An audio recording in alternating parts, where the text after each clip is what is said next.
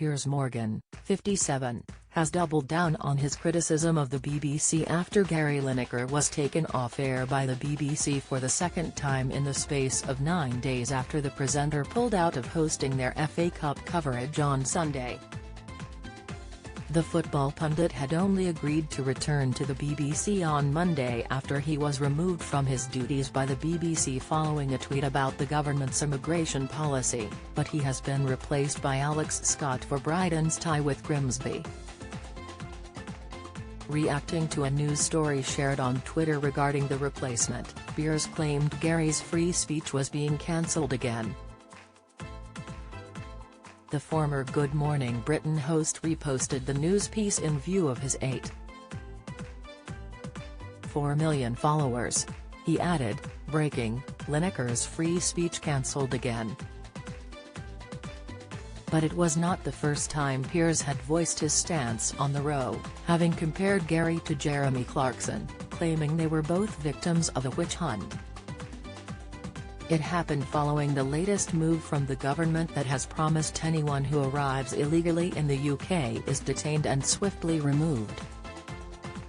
The Match of the Day presenter voiced his opinion and compared the bill to Nazi history, leaving many online users debating. Piers opened a recent installment of his show issuing a rant about the broadcasters being the victims of prosecution. He said, "Gary Lineker and Jeremy Clarkson play for very different teams. One is a woke warrior who talks about football. The other is a culture warrior who talks mainly about cars and farms. One of them invites me to dinner, the other one punches me in the face." Clarkson and Lineker could hardly be more different, but what unites them is they have both been the victims of witch hunts in recent months, upsetting supporters on the other side. Jeremy Clarkson made a crass hand-fisted joke about his legitimate loathing for Meghan Markle. A mob brandished snitchforks and demanded that Amazon and ITV sever their ties with him and maybe they will get their wish. Don't miss. Amanda Holden leaves fans floored over wardrobe malfunction in skirt. Pictures. Neighbours. Actor Peter Hardy found dead on Australian beach aged 66, Just and Jeremy Clarkson slams shaky argument in farm planning permission row.